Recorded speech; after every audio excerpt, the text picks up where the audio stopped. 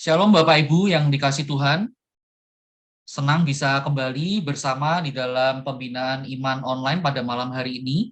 Dan pada malam hari ini bersama-sama kita akan membahas satu topik yang sangat menarik, berbicara tentang apakah Tuhan menentukan segala sesuatu, termasuk hal-hal terkecil di dalam kehidupan kita.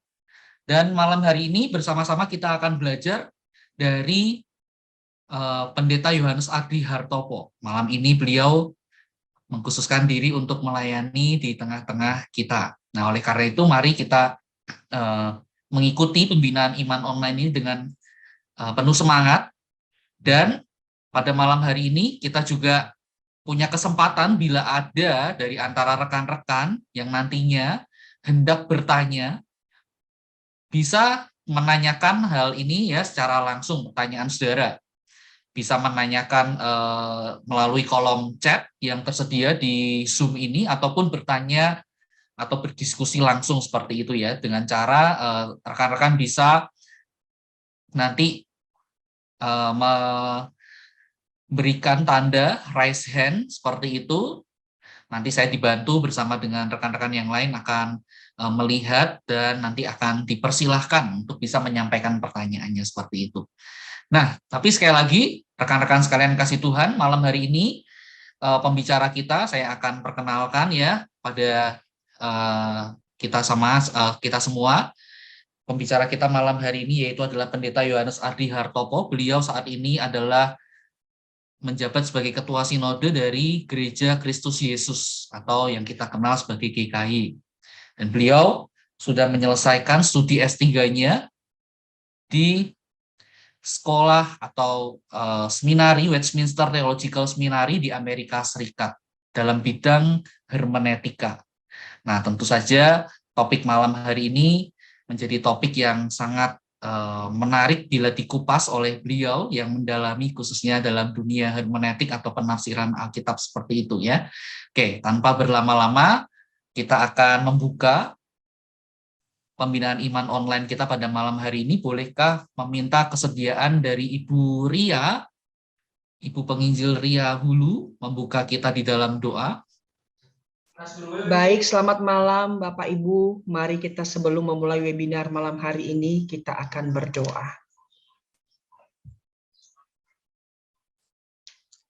Kami datang bersyukur kepadamu pada malam hari ini ya Tuhan, karena kami meyakini kami boleh ada karena kasih karunia Tuhan, dan kami juga meyakini bahwa semua hal di dalam hidup kami ada di dalam kendali, kuasa, dan kasih Tuhan.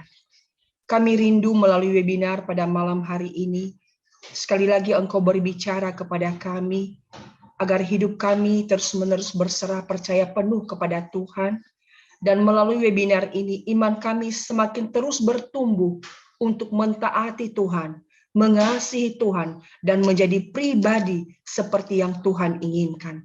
Kami serahkan webinar ini dari awal sampai akhir, dan Engkau memberkati hamba-Mu, Bapak Yohanes Adri, yang boleh menjadi alat yang Tuhan pakai malam hari ini kepada setiap kami.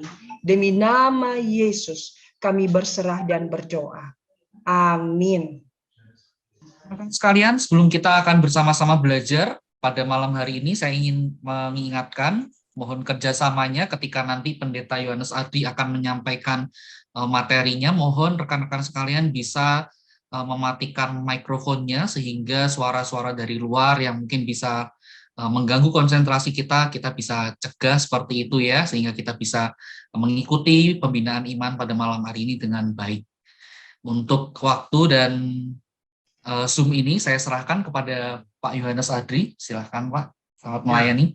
Terima kasih ya untuk waktu yang diberikan untuk kita bisa bersama-sama ya mengikuti untuk pembinaan. Ini saya sebut sebagai pembinaan doktrinal ya, pembinaan yang berkaitan dengan iman Kristen ya, berkaitan dengan doktrin Allah, secara khusus berkaitan dengan apakah Allah itu menetapkan segala sesuatu ya.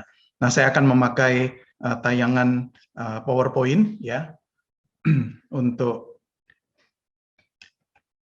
materi yang saya akan sampaikan. Ya, saudara, untuk pembukaan ada beberapa ayat yang saya ingin untuk mengajak saudara untuk membacanya, ya. Beberapa ayat dari Alkitab. Yang pertama itu dari Mazmur 139 ayat yang ke-16. Matamu melihat selagi aku bakal anak, dan dalam kitabmu semuanya tertulis, hari-hari yang akan dibentuk sebelum ada satu pun daripadanya. Kemudian Yesaya pasal yang ke-37 ayat 26. Bukankah telah kau dengar bahwa aku telah menentukannya dari jauh hari dan telah merancangnya dari zaman purbakala? Sekarang aku mewujudkannya, bahwa engkau membuat sunyi senyap kota-kota yang berkubu menjadi timbunan batu. Kemudian dua ayat dari Perjanjian Baru. Pertama dari Kisah Rasul, pasal 4, 27 dan 28. Sebab sesungguhnya telah berkumpul di dalam kota ini Herodes dan Pontius Pilatus beserta bangsa-bangsa dan suku-suku bangsa Israel melawan Yesus, hamba-Mu yang kudus, yang Engkau urapi, untuk melaksanakan segala sesuatu yang telah Engkau tentukan dari semula oleh kuasa dan kehendak-Mu. Kemudian yang terakhir adalah dari Kisah Rasul pasal yang ke-17, ayat yang ke-26. Dari satu orang saja, ia telah menjadikan semua bangsa dan umat manusia untuk mendiami seluruh muka bumi, dan ia telah menentukan musim-musim bagi mereka dan batas-batas kediaman mereka. Ya. Nah, saudara, ini 4 ayat saya pilih dari begitu banyak ayat-ayat di dalam Alkitab yang berkaitan dengan topik kita malam hari ini. Nah, ayat-ayat ini saya pilih, dan ketika tadi kita membacanya, saudara, kita bisa sampai pada satu kesimpulan, yaitu kesimpulannya adalah Allah yang memang sudah menentukan, ya, hal-hal tertentu itu jauh sebelum waktunya. Itu kesimpulan yang kita baca dari apa yang kita baca. Baik ketika kita membaca Daud yang berkata tentang hari-harinya yang tertulis ya dalam kitab Tuhan sebelum ada satupun daripadanya, ataupun ketika kita membaca mengenai Paulus yang menyampaikan dalam khotbahnya bahwa Tuhan itu sudah menentukan musim-musim bagi bangsa-bangsa dan batas-batas kediaman bagi bangsa-bangsa. Nah, saudara, apa yang kita lihat ini adalah kesimpulannya jelas sekali. Kita bicara mengenai penetapan Allah, mengenai hal-hal yang akan terjadi di masa depan, dan penetapan itu sudah dilakukan oleh Allah jauh sebelum waktunya. Nah, inilah yang akan menjadi tema kita hari ini, yaitu mengenai God's decree, mengenai ketetapan Allah. Nah, setelah saya mulai lebih dulu dengan definisi dan pengertian mengenai God's decree itu. Ya, ada beberapa definisi yang saya ingin tunjukkan, ya. Saya kutip dari beberapa penulis, saya lalu kemudian terjemahkan, ya. Saudara, pertama itu seorang bernama John MacArthur itu mendefinisikan God's decree, ketetapan Allah itu seperti ini, yaitu adalah rencana kekal Allah, ya, dengan mana, ya, sesuai dengan kehendak penetapannya dan untuk kemuliaannya, ia menetapkan sebelumnya segala sesuatu yang terjadi. Jadi rencana Allah dengan mana ia menetapkan sebelumnya segala sesuatu yang terjadi. Hal yang sama dikatakan oleh seorang teolog bernama Wayne Grudem. Dia juga menerjemahkan decrees of God ya dalam bentuk jamak. Istilah antara jamak dan tunggal kita tidak perlu terlalu pusing perbedaannya ya. Dalam bentuk jamak ya ketetapan Allah itu adalah rencana-rencana kekal Allah ya dengan mana ya sebelum dunia diciptakan ini ia menetapkan atau menentukan untuk menyebabkan segala sesuatu terjadi, menyebabkan terjadinya segala sesuatu. Jadi sekali lagi bicara tentang rencana kekal Allah melalui mana ia menetapkan segala sesuatu yang terjadi. Ya, setelah ini terjadi sebelum dunia diciptakan. Seorang yang bernama Sean D. Wright mendefinisikan seperti ini. Ketetapan Allah itu adalah rencana kekalnya, His eternal plan, yaitu apa yang Dia tetapkan atau tentukan, apa yang Dia kehendaki, ya apa yang menjadi tujuannya, dan apa yang Allah tetapkan. Ini semua kalimat kata-kata yang Dia katakan ini sinonim kata-kata ini, ya. Jadi Allah itu menentukan, menghendaki, memiliki tujuan untuk dan menetapkan apa yang akan terjadi. Nah, setelah ini definisi dari apa itu ketetapan Allah, apa itu God's decree. Ada orang tidak suka memakai kata God's decree. Mereka lebih suka memakai kata God's plan. Ya, seorang yang bernama Millard Erickson itu lebih suka memakai istilah God's plan, dan dia mendefinisikan God's plan, rencana Allah itu sebagai keputusan kekal Allah, ya, yang memastikan segala sesuatu yang akan terjadi. Jadi segala sesuatu yang akan terjadi itu dipastikan oleh Allah di dalam rencana kekalnya. Saudara, kalau kita bicara tentang rencana, plan, ya, kita mungkin bisa memakai satu analogi, sekalipun itu analogi yang tidak sempurna. Katakanlah seperti seorang arsitek, ya, seorang arsitek yang punya rencana, sudah ada di benaknya, dia sudah memikirkan rencana itu, dan kemudian dia menuangkan rencana itu di kertas gambar yang dia gambar, rancangan atau rencananya, ya, dan kemudian dia ingin supaya rancangan itu nantinya akan diaktualisasikan dalam satu bentuk bangunan yang benar-benar muncul, benar-benar terjadi. Nah, kira-kira rencana Allah itu seperti itu, saudara. Allah itu punya rencana, menetapkan, ya, merencanakan, berkehendak untuk sesuatu, bertujuan untuk sesuatu, dan itu terkait dengan apa yang akan terjadi. Jadi, saudara, kalau kita melihat definisi ini, saya percaya kita semua memahami apa itu God's decree atau God's plan. Ketetapan Allah atau rencana Allah adalah hal-hal yang memang Allah sudah rancangkan dalam kekekalan mengenai segala sesuatu yang akan terjadi. Nah, saudara, di dalam Alkitab kita itu muncul beberapa istilah yang dipakai.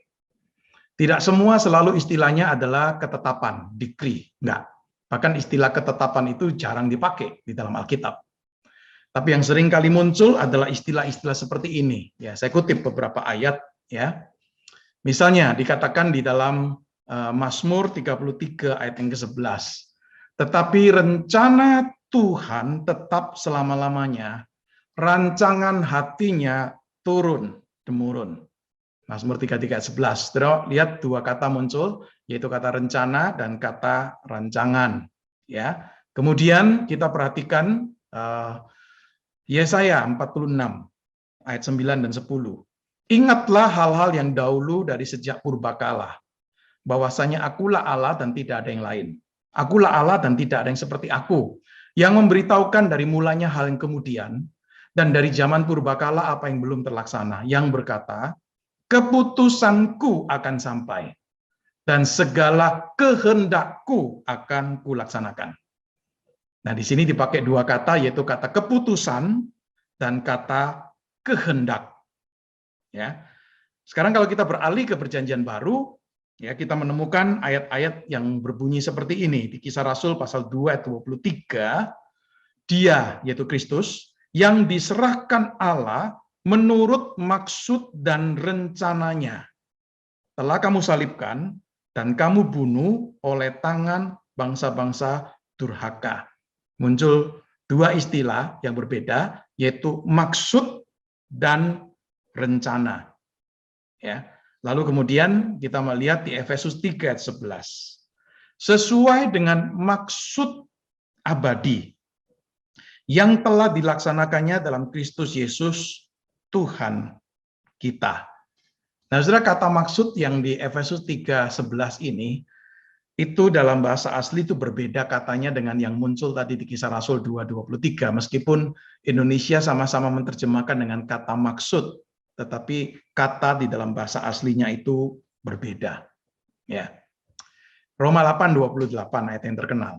Kita tahu sekarang bahwa Allah turut bekerja dalam segala sesuatu untuk mendatangkan kebaikan bagi mereka yang mengasihi Dia, yaitu bagi mereka yang terpanggil sesuai dengan rencana Allah.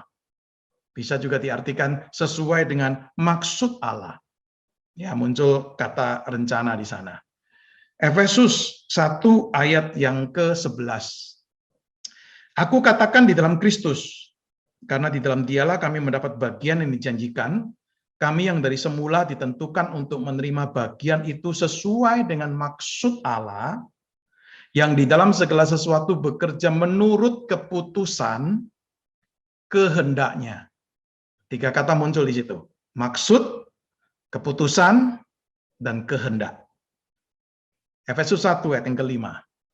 Dalam kasih, Ia telah menentukan kita dari semula oleh Yesus Kristus untuk menjadi anak-anaknya sesuai dengan kerelaan kehendaknya.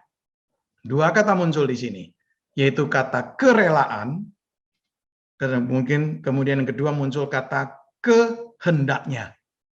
Sudah 2 kata ini terkait erat, tetapi ini 2 kata yang berbeda, dan dua kata ini sama-sama juga merujuk kepada God's decree, kepada ketetapan Allah atau kepada rencana Allah.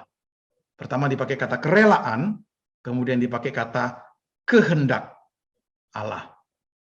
Efesus 1 ayat yang ke-9. Sebab Ia telah menyatakan rahasia kehendaknya kepada kita, sesuai dengan rencana kerelaannya, yaitu rencana kerelaan yang dari semula telah ditetapkannya di dalam Kristus.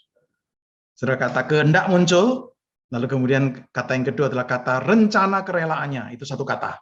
Rencana kerelaannya, yaitu sama dengan tadi di ayat yang ke-5 itu kerelaannya. Filipi 2:13. Karena Allah lah yang mengerjakan di dalam kamu baik kemauan maupun pekerjaan menurut kerelaannya. Saudara, sekali lagi muncul kata kerelaannya di sini. Saudara, kata kerelaan di sini punya arti yaitu rencana Allah yang berdasarkan kerelaannya, bukan dipaksa, tetapi Allah itu memang Dia lakukan itu sesuai dengan maunya Dia. Itu arti kata kerelaan. Satu lagi yang terakhir, yaitu Roma 9 ayat 19. Sekarang kamu akan berkata kepadaku, jika demikian, apalagi yang masih disalahkannya? Sebab siapa yang menentang kehendaknya? Nah, itu muncul kata kehendak. Nah, saudara perhatikan dari pemakaian kata-kata ini ya, dari ayat-ayat yang saya kutip ini, saudara bisa melihat tidak muncul kata ketetapan, tetapi muncul kata rencana, rancangan, maksud, kehendak, keputusan, kerelaan. Nah, ini kata-kata yang dipakai dalam Alkitab untuk merujuk kepada apa yang kita kenal sebagai kehendak Allah, rencana Allah atau ketetapan Allah. Ya, tapi dipakai dengan istilah-istilah yang berbeda. Ini cuma beberapa contoh. Sudah masih banyak ayat-ayat lain yang kita bisa baca yang jelas-jelas menunjukkan bahwa ada rencana, ada ketetapan Allah di balik segala tindakan yang Dia akan lakukan. Jadi Allah itu bukan Allah yang melakukan tidak berdasarkan rencana, tetapi Dia punya rencana, Dia punya decree yang Dia tetapkan lebih dulu, dan kemudian setelah itu baru kemudian Dia laksanakan atau Dia genapkan di dalam sejarah. Nah, saudara, kalau kita bicara mengenai ketetapan Allah ya atau God's decree ini, saudara, kita harus membedakan ya dengan God's providence atau providensia Allah. Ya, kita sering mendengar istilah itu kan, providensia Allah. Setelah kita bicara God's decree, sekalipun ada kaitan erat dan juga ada kemiripan dengan God's providence, tetapi 2 hal ini berbeda. Saudara, kalau kita bicara providensia Allah, kita itu bicara mengenai tindakan Allah dalam sejarah. Yaitu tindakan di mana Allah itu memelihara dan mengatur, mengontrol segala sesuatu dalam ciptaannya. Itu providensia. Sedangkan ketetapan Allah itu bicara mengenai God decision. Bicara mengenai keputusan Allah sebelum dunia diciptakan. Jadi saudara bisa melihat hubungan erat sekali antara God's decree dan God's providence. yaitu tindakan-tindakan providensia Allah, saudara, itu merupakan apa ya? Semacam perwujudan, ya. Itu merupakan pekerjaan yang mengikuti rencana atau ketetapan kekal yang Allah sudah buat jauh sebelumnya. Jadi bicara providensia, kita itu bicara mengenai eksekusi dari rencana kekal Allah itu, dan eksekusi itu dilakukan di dalam sejarah. Jadi sudah lihat erat kaitannya, tetapi harus dibedakan ya, antara ketetapan Allah dengan providensia Allah.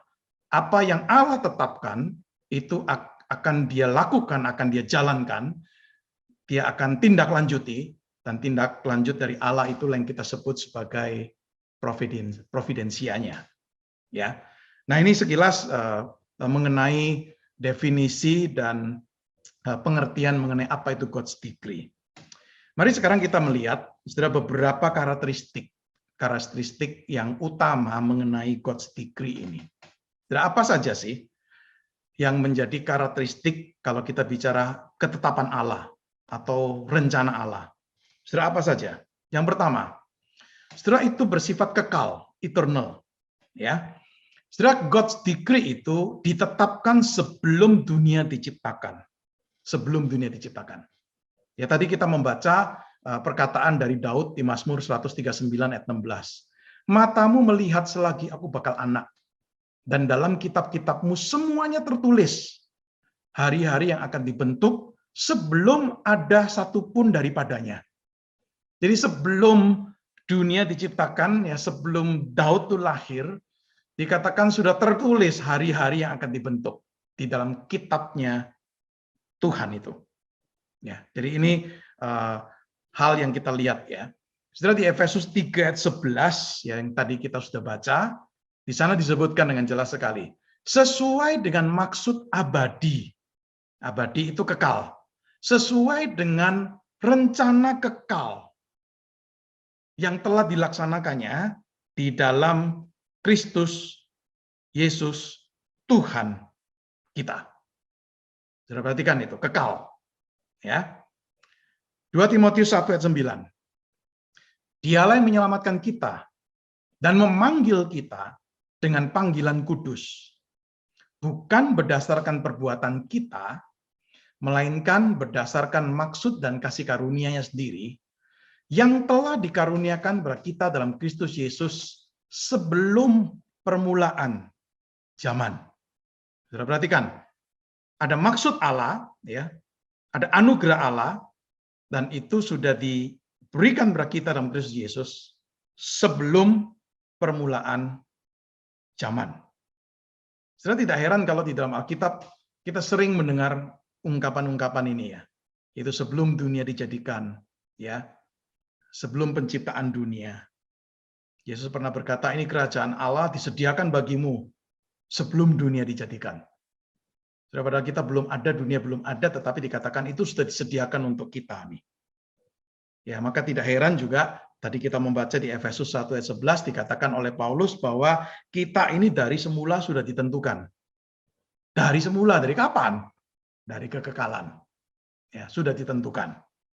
Jadi sebelum kita lahir, sebelum kita ada, sebelum dunia ada, dikatakan kita ini sudah ditetapkan. Untuk apa? Untuk kita ini menjadi anak-anaknya. Jadi saudara, ini rencana Allah atau ketetapan Allah punya karakteristik yang pertama yaitu kekal, eternal.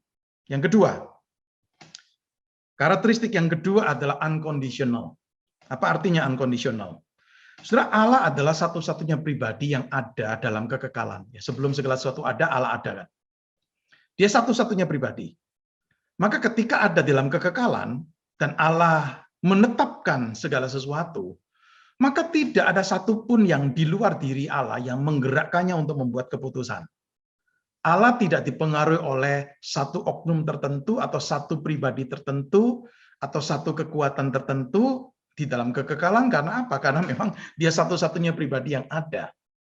Jadi ketika Allah merancang, ketika Allah menetapkan, dia tidak dipengaruhi oleh siapapun atau oleh apapun. Betul-betul itu adalah keluar dari kehendaknya, dari rancangannya. Maka setiap keputusan Allah itu dalam kekekalan tidak dipengaruhi oleh apapun. Itu adalah keputusan yang bebas, free dalam diri Allah, dan itu sesuai dengan kerelaannya sendiri. Ya, setelah tadi kita lihat beberapa ayat itu memakai kata atau ungkapan kerelaan. Artinya apa? Nggak ada yang maksa. Nggak ada yang memaksa Allah untuk bertindak. Tapi betul-betul itu keluar dari kerelaannya. Keluar dari apa yang memang betul-betul dia kehendaki. Itu misalnya di Filipi pasal yang kedua ayat yang ke-13. Setelah di dalam perjanjian lama ada beberapa ayat yang berbunyi seperti ini. Allah kita di surga. Ia melakukan apa yang dikehendakinya. Ya, dia melakukan apa yang dikehendakinya. Mazmur 135 ayat 6. Tuhan melakukan apa yang dikehendakinya di langit dan di bumi, di laut dan di segenap samudra raya. Jadi melakukan apa yang dikehendaki. Setelah di dalam Daniel pasal 4 ayat 35, Raja Nebukadnezar itu mengakui Allah yang disembah oleh Daniel dan teman-temannya itu sebagai Allah yang luar biasa. Dan Raja Nebukadnezar itu berkata begini, semua penduduk bumi dianggap remeh. Ia berbuat menurut kehendaknya terhadap bala tentara langit dan penduduk bumi. Ya, berbuat menurut kehendaknya. Jadi Allah bertindak menurut kehendaknya. Bukan karena ada yang menyuruh, bukan karena ada yang memaksa. Ya, inilah disebut dengan ungkapan unconditional. Ya. Itu yang kedua. Yang ketiga, karakteristik ketiga dari God's decree itu adalah immutable. Tidak berubah. Tidak berubah. Sudah sama seperti tidak ada satupun yang mempengaruhi ketetapan Allah yang berdaulat, maka juga tidak ada satupun yang bisa mengubahnya. Ya, tidak ada satupun yang bisa mengubahnya. Mazmur 33 ayat 10-11 berkata begini, Tuhan menggagalkan rencana bangsa-bangsa. Ia meniadakan rancangan suku-suku bangsa. Tetapi rencana Tuhan tetap selama-lamanya. Rancangan hatinya itu turun-temurun. Saudara, menunjukkan apa? Menunjukkan dengan jelas sekali ketidakberubahan Allah di dalam rancangannya, dalam ketetapannya. Berbeda dengan rencana manusia, rencana bangsa-bangsa yang bisa digagalkan oleh Allah. Tetapi rencana Allah tetap berdiri tegak, tetap ada selama-lamanya. Nggak ada yang bisa menggagalkan. Yesaya 14:27 berkata begini, Tuhan semesta alam telah merancang, siapa yang dapat menggagalkannya? Tangannya telah teracung, siapa yang dapat membuatnya ditarik kembali? Nggak ada yang bisa kan? Ayub, kita tahu tokoh yang terkenal di Perjanjian Lama dalam penderitaannya menghadapi berbagai kesulitan. Pada akhirnya, saudara, Ayub itu di Ayub pasal 42 ayat 1 dan 2 berkata begini, Aku tahu bahwa engkau sanggup melakukan segala sesuatu dan tidak ada rencanamu yang gagal. Nggak ada rencana Allah yang bisa digagalkan oleh siapapun. Nah, itu yang karakteristik yang nomor 3. Immutable, yaitu tidak berubah, tidak bisa digagalkan, ya, tidak bisa dibengkokkan oleh siapapun. Karakteristik nomor 4, ini berkaitan erat dengan nomor 3. Karakteristik nomor 4 adalah effectual, efektif. Apa yang dia rencanakan pasti akan diwujudkan, pasti akan terjadi. Setelah itulah bedanya dengan kita sebagai manusia membuat rencana. Rencana kita bisa revisi, ya, karena kita mungkin kekurangan hikmat, kekurangan juga kemampuan untuk bisa mewujud nyatakan. Rencana kita itu bisa tidak efektif karena apa? Karena kita bisa gagal untuk mewujud nyatakannya. Tetapi rencana Allah tidak bisa. Tadi saya bacakan Daniel 4 ayat 35, tapi belum selesai. Daniel 4:35 berkata begini, kalau ayat lengkapnya. Ini perkataan dari Raja Nebukadnezar. semua penduduk bumi dianggap remeh, ia berbuat menurut kehendaknya terhadap bala tentara langit dan penduduk bumi, dan tidak ada seorang pun yang dapat menolak tangannya dan berkata kepadanya, apa yang kau buat? Nah, bisa, saudara. Ya, nggak ada yang bisa menolak tangannya dan berkata, apa yang kau buat ini? Seolah-olah melawan Allah, menolak Allah. Tidak bisa. Israel ini pengakuan seorang raja yang bukan orang Israel loh. Ini Raja Nebukadnezar. Tapi bisa memiliki pengakuan yang seperti itu.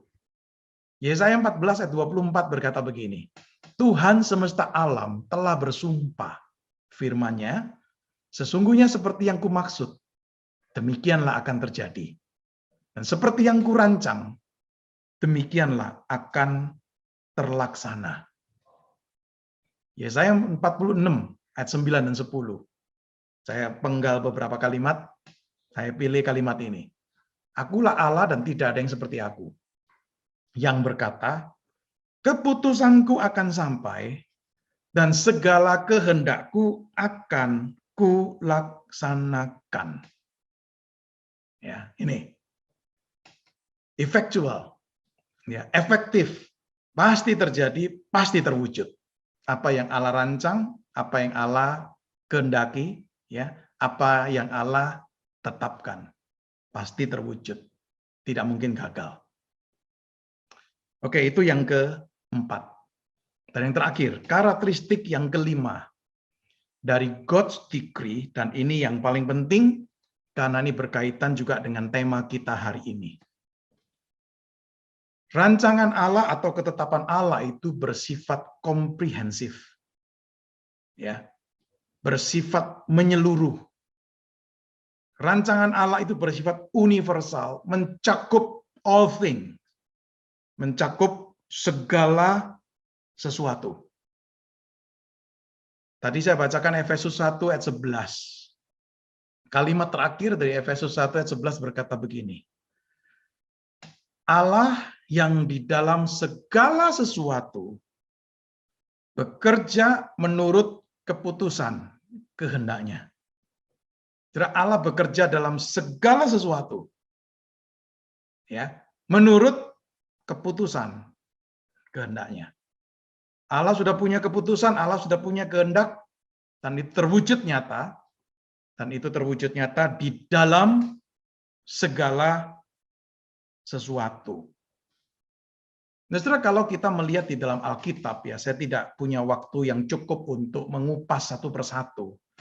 Tapi kalau saya boleh coba ringkaskan untuk saudara, apa-apa yang termasuk di dalam rancangan Allah atau ketetapan Allah ini, apa-apa yang Allah lakukan dalam providensianya, ya, sebagai bentuk perwujud nyataan dari ketetapan itu.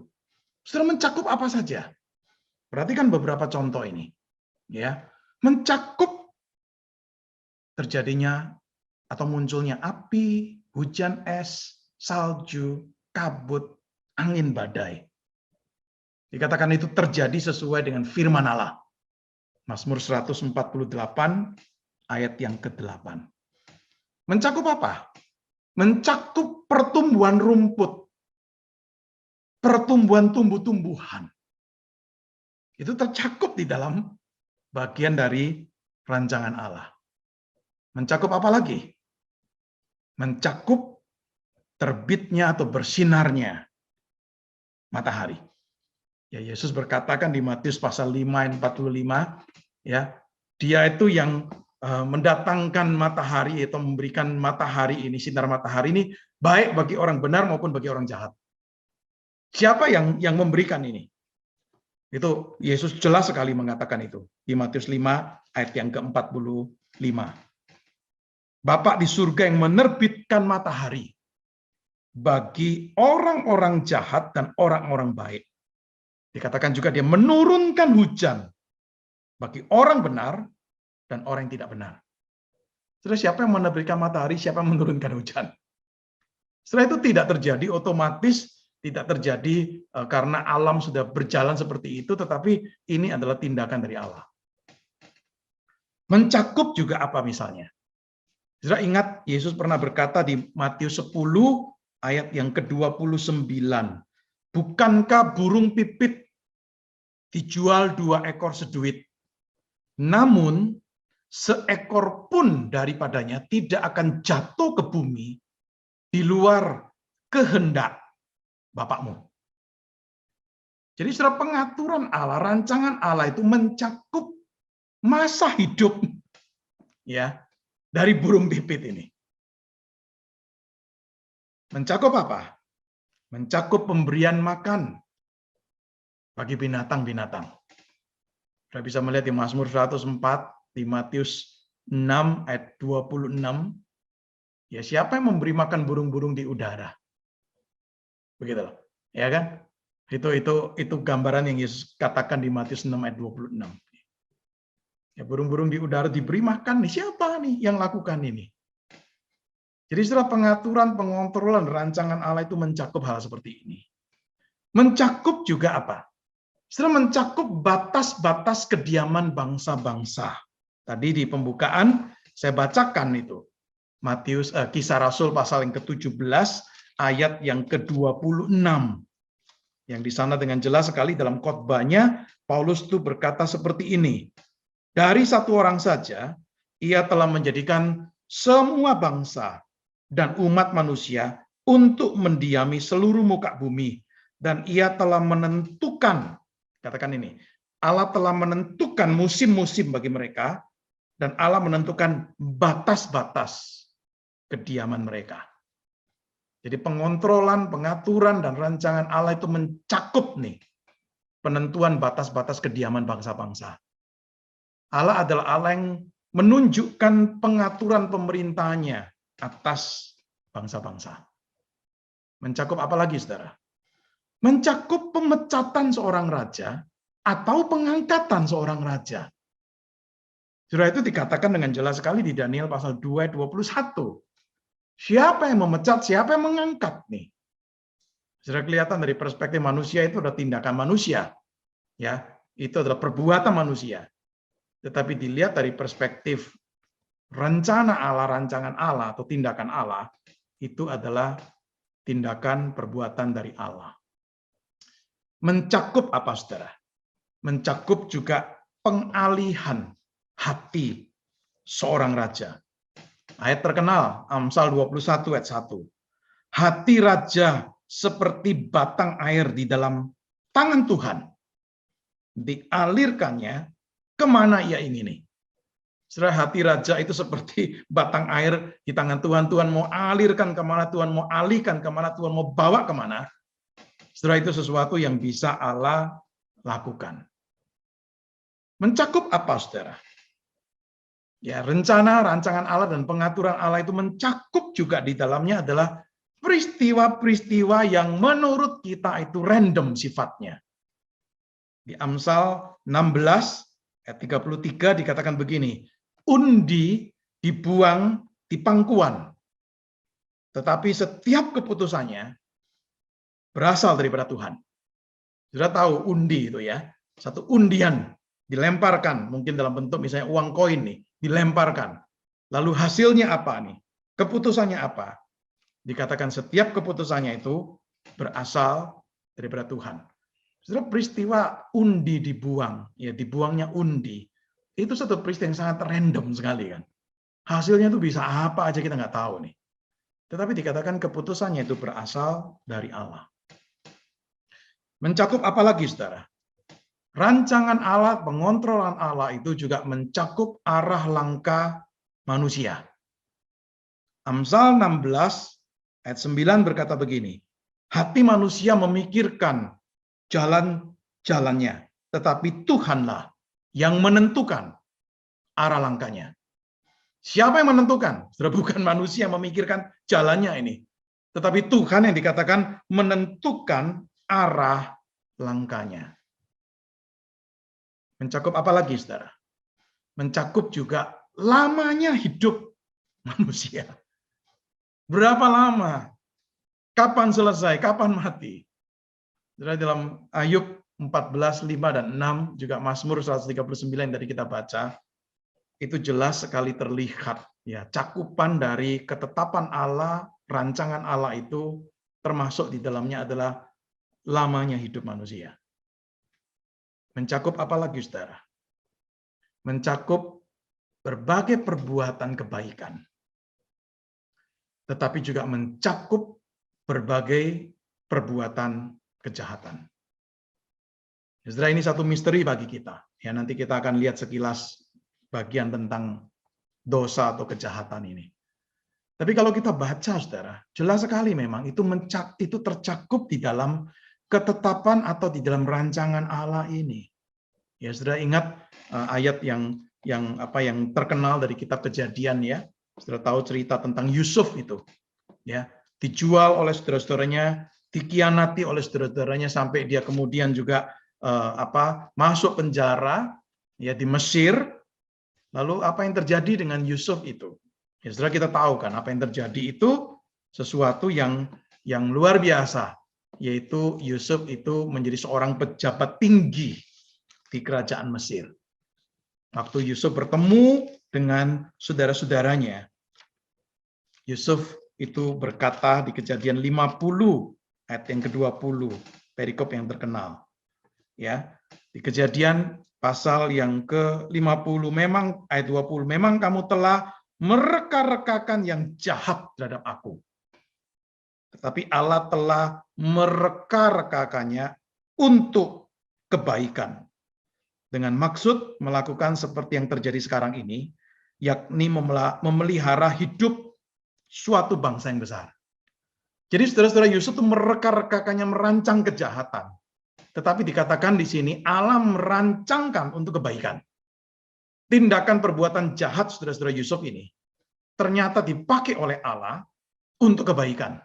Bukan hanya bagi Yusuf, bukan hanya bagi keluarga Yusuf, tetapi bagi seluruh bangsa Israel ini.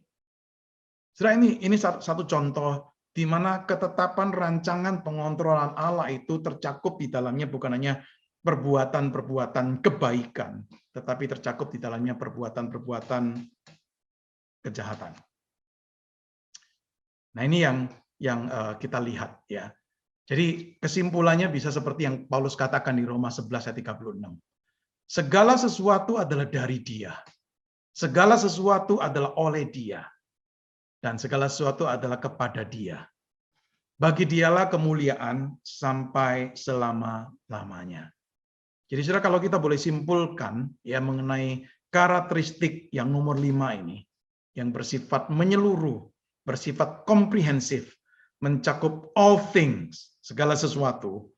Saudara, maka kita percaya ya apakah itu tujuan akhir, apakah itu sarananya, apakah itu perbuatan manusia, keinginan, pilihan, ya bahkan actionnya manusia, baik action yang jahat maupun action yang baik. Tidak ada satupun yang terlepas dari pengontrolan providensia Allah yang berdasarkan ketetapan Allah. Tidak ada satupun yang terjadi di luar ruang lingkup dari kepedulian dan keputusan Allah. Setelah itu yang kita bisa simpulkan khususnya untuk karakteristik yang terakhir yang nomor 5 ini. Nah, saudara, kalau kita melihat beberapa karakteristik ini, kita tahu ya bahwa ada beberapa hal yang mungkin kita perlu jelas terlebih dahulu. Sebab ini menimbulkan satu kesulitan tertentu bagi kita. Ya. Banyak orang bertanya, apakah memang Allah menetapkan segala sesuatu? Kalau iya, saudara, memunculkan berbagai pertanyaan, memunculkan berbagai masalah. Nah, inilah yang saya ingin untuk kemudian ajak saudara pahami bersama. Setelah beberapa permasalahan, saya tidak pilih banyak ya, tapi saya pilih hanya 3 saja, ya karena waktu. Beberapa permasalahan terkait dengan God's decree ini. Kalau kita percaya adanya ketetapan Allah atau rancangan Allah yang sebagaimana yang tadi saya sampaikan saudara dalam satu ringkasan ini. Saudara, kalau kita percaya akan hal itu, ada beberapa permasalahan yang perlu untuk kita pikirkan ya bersama. Setelah permasalahan nomor 1, God's decree itu adanya ketetapan Allah itu bertentangan dengan adanya kebebasan manusia. God's decree bertentangan dengan human freedom. Ada pertanyaan yang sering kali ditanyakan begini, Jikalau Allah itu sudah menetapkan segala sesuatu, apakah itu berarti kita ini nggak punya kebebasan? Apakah kita sebagai manusia dikatakan masih memiliki kebebasan? Ya kan seringkali orang bertanya seperti ini. Jikalau Allah telah menetapkan segala sesuatu, termasuk diri kita dan apa yang kita lakukan, bukankah kita ini seperti robot? Kita itu cuma menuruti apa yang Allah sudah tetapkan atau apa yang Allah sudah rancangkan. Nah, ini pertanyaan, ini permasalahan yang muncul. Saudara, gimana menjawab pertanyaan ini? Saudara, jawabannya tergantung pada apa yang dimaksud dengan bebas itu. Apa yang dimaksud dengan kebebasan? Freedom itu. Ini yang kita harus pikirkan lebih dulu, saudara. Kenapa, saudara? Karena begini, ada yang mendefinisikan, mengartikan kebebasan itu seperti ini. Manusia itu dikatakan bebas, memiliki kebebasan, jikalau kebebasan itu bisa dia jalankan terlepas dari intervensi apapun, termasuk intervensi Allah.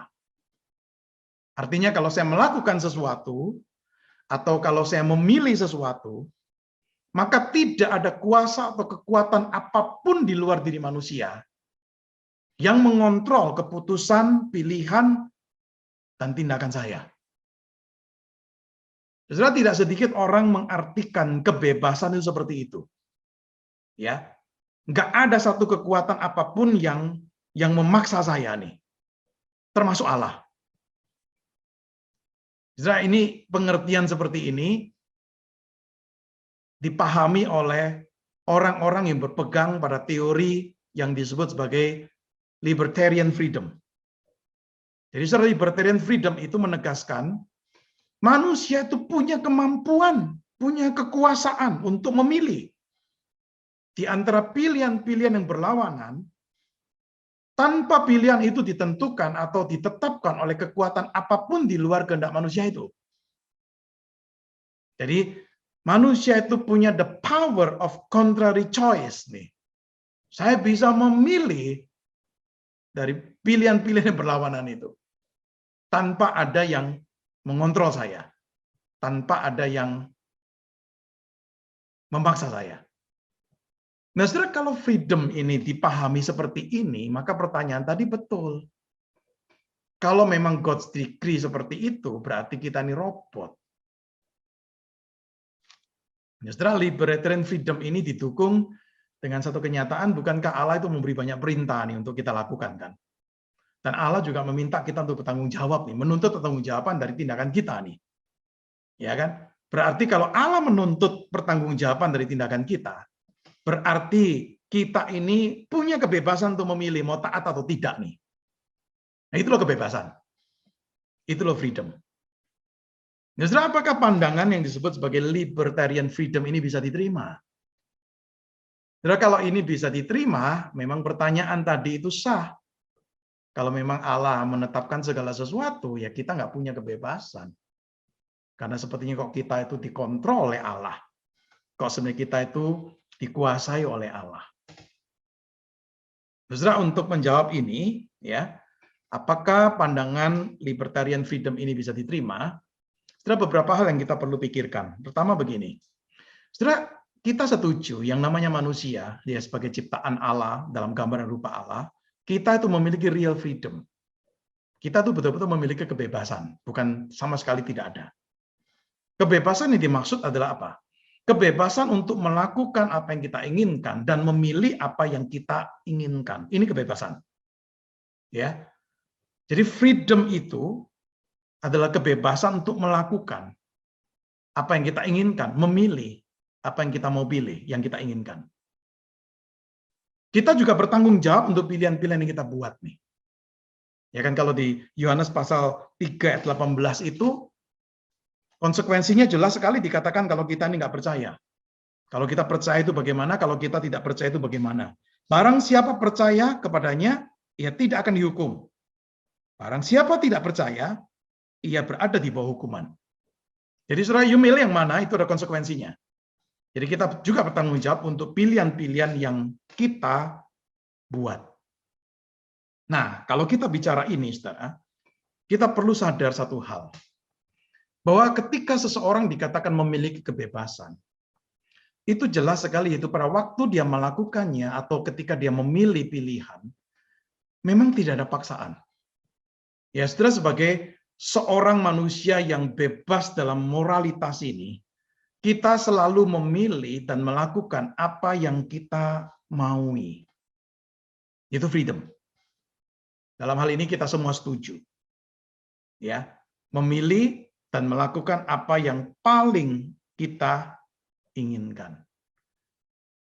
Nah, saudara, pandangan libertarian freedom ini sulit untuk diterima. Sulit untuk diterima, saudara, kenapa? Karena pilihan yang kita buat itu, sadar atau tidak, sangat dipengaruhi oleh natur kita. Siapa kita ini membatasi pilihan-pilihan kita. Saudara, kita ini nggak bisa memilih sesuatu yang tidak konsisten dengan siapa kita. Jadi saudara, kita perlu ingat nih, yang namanya freedom itu bukan kebebasan tanpa kontrol sama sekali. Bukan. Freedom itu tetap kita punyai. Tetapi kita hidup di dalam keterbatasan-keterbatasan. Keterbatasan-keterbatasan itu terkait dengan natur kita sebagai manusia, terkait dengan natur kita sebagai orang berdosa, ya, terkait dengan karakteristik siapa kita nih. Saya ambil contoh nih. Sudah, saya punya kebebasan untuk melompat dari gedung lantai 10. Saya punya kebebasan itu. Tapi saya tahu, sudah ketika saya menjalankan kebebasan itu, saya pasti jatuh. Karena saya bukan manusia yang bisa terbang. Saya pasti jatuh. Saya punya kebebasan untuk tinggal lama di dalam air, ya, dan bernafas di dalam air itu. Saya punya kebebasan itu. Tetapi saudara, saya tidak bisa lakukan itu untuk jangka waktu lama. Kenapa? Karena akhirnya saya akan mati. Karena natur saya sebagai manusia bukan tinggal atau hidup di dalam air. Jadi saudara, kebebasan kita itu punya keterbatasan-keterbatasannya. Perhatikan Allah sendiri. Allah itu kan bebas, ya, berdaulat, bebas. Tetapi bukan kemudian bebas tanpa batas loh, tidak loh. Kenapa? Karena Allah tidak akan dan tidak pernah melakukan hal-hal yang berdosa karena Allah itu suci. Jadi Allah juga dibatasi, saudara, dalam kebebasannya. Dia tidak mungkin melakukan tindakan-tindakan berdosa. Ada hal-hal tertentu yang dia tidak mungkin lakukan. Saudara, di sini kita memahami satu pemahaman bahwa yang namanya kebebasan itu tetap ada keterbatasannya, dan itu dibatasi oleh natur kita, oleh siapa kita, oleh karakter kita. Saudara, Yesus pernah berkata begini di Matius 7 ayat 17-20. Demikianlah setiap pohon yang baik menghasilkan buah yang baik. Pohon yang tidak baik menghasilkan buah yang tidak baik. Tidak mungkin pohon yang baik menghasilkan buah yang tidak baik, ataupun pohon yang tidak baik itu menghasilkan buah yang baik. Dan setiap pohon yang tidak menghasilkan buah yang baik pasti ditebang dan dibuang dalam api. Jadi dari buahnya lah kamu akan mengenal mereka. Jadi pohon yang baik hasilkan buah yang baik. Pohon yang tidak baik menghasilkan buah yang tidak baik. Jadi saudara, itu menunjukkan apa? Karakter kita, natur kita, siapa kita akan sangat menentukan ini. Saudara, bagaimana jalannya hidup kita, termasuk bagaimana pilihan kita nih. Saudara, kita nggak boleh lupa satu hal, bahwa kita ini dijadikan oleh Allah seluruhnya, luar dalam. Dan untuk menjadikan kita siapa kita, maka Allah itu mengontrol, mengatur ya hereditas kita, orang tua kita, lingkungan kita, pengalaman kita, dan berbagai hal lainnya kan. Saudara, kita nggak bisa memilih di mana kita mau dilahirkan. Kita nggak bisa memilih orang tua kita siapa. Kita nggak memilih, kita tidak bisa memilih waktu dilahirkan keadaan ekonomi keluarga kita bagaimana. Kita nggak bisa memilih kita dibesarkan di lingkungan mana. Saudara, banyak hal di dalam hidup kita ini kita tidak bisa punya kebebasan untuk memilih. Tetapi sesuatu yang kemudian sudah terjadi dengan diri kita. Dan semua hal itu sadar atau tidak membentuk siapa kita. Membentuk natur kita, membentuk karakter kita. Semua ini pasti akan mempengaruhi bagaimana kita bertindak dan bagaimana kita memilih. Saudara, seorang teolog bernama Millet Erickson berkata begini, saya membuat semua keputusan saya, tetapi keputusan-keputusan itu ya dipengaruhi oleh certain characteristic of mind, dipengaruhi oleh beberapa karakteristik tertentu dari diri saya yang saya nggak sanggup untuk ubah dengan pilihan saya. Seperti tadi saya katakan kan, kita nggak bisa memilih orang tua kita, nggak bisa memilih kita dilahirkan bagaimana, tubuh fisik kita bagaimana, saudara nggak bisa. My freedom, kebebasan saya ada di dalam limitasi-limitasi ini. Dan disinilah timbul satu pertanyaan. Siapa nih yang menetapkan faktor-faktor ini yang membentuk saya? Dari perspektif iman kita sebagai orang Kristen jelas sekali. Tuhan. Tuhan yang membentuk. Tuhan yang mengizinkan kita lahir di keluarga bagaimana, di lingkungan yang bagaimana, mengalami pengalaman apa. Semua faktor ini membentuk natur kita, diri kita, karakter kita, karakteristik kita. Dan itu akan mempengaruhi bagaimana kita tuh bertindak dan memilih. Erickson berkata begini, saya bebas untuk memilih di antara berbagai opsi yang ada. Tetapi pilihan saya dipengaruhi oleh siapa saya. Karena itu, kebebasan saya harus dimengerti sebagai kemampuan saya untuk memilih di antara opsi-opsi itu dari perspektif siapa saya. Dan siapa saya adalah akibat dari God's decision dan God's activity. Siapa saya merupakan akibat dari keputusan Allah dan aktivitas Allah. Allah itu in control. Allah yang mengontrol semua keadaan ya yang terjadi dalam situasi dalam kehidupan saya nih. Jadi saudara, kita melihat di sini Allah itu tidak hanya menetapkan dari semula apa yang terjadi dengan kita, tetapi Allah itu juga menetapkan apa yang kita pilih. Saudara, kita memilih dari diri kita, keinginan kita, dari hati kita. Hati itu dikatakan pusat kehidupan. Tapi jangan lupa tadi Amsal 21 ayat 1 dikatakan hati itu dikontrol oleh Allah. Jadi ketika kita memilih berdasarkan keinginan hati kita nih, saudara sadar atau tidak, ya pilihan kita itu adalah pilihan yang sudah dikontrol oleh Allah. Tetapi pilihan kita adalah pilihan yang tanpa pemaksaan. Saya percaya saudara, dan saya mengalami itu kan. Ketika kita memilih, saudara, kita tidak ada yang memaksa. Kita memilih berdasarkan keinginan kita, kemauan kita, atau apa yang paling kita inginkan. Tapi jangan lupa, pilihan kita sangat ditentukan oleh siapa kita, bagaimana natur kita, bagaimana karakteristik kita. Jadi saudara yang dikasih oleh Tuhan, manusia itu bebas. Bebas untuk bertindak, sekalipun dia berada di dalam keterbatasan-keterbatasan sesuai dengan naturnya. Tetap dia bebas. Maka dalam hal ini, kebebasan manusia itu tidak bertentangan dengan penetapan Allah atas segala sesuatu yang terjadi. Jadi terjadi itu berdasarkan penetapan Allah. Tapi terjadi juga karena tindakan kita atau karena pilihan kita, yang bukan karena ada paksaan. Tetapi itu memang karena pilihan kita yang berdasarkan apa yang kita mau untuk kita lakukan. Saudara, inilah yang disebut sebagai pandangan kompatibilisme. Compatible, saudara sering mendengar istilah ini dalam bahasa Inggris. Beda dengan libertarian freedom tadi. Compatibilist freedom ini percaya dua hal. Pertama, Allah itu berdaulat penuh.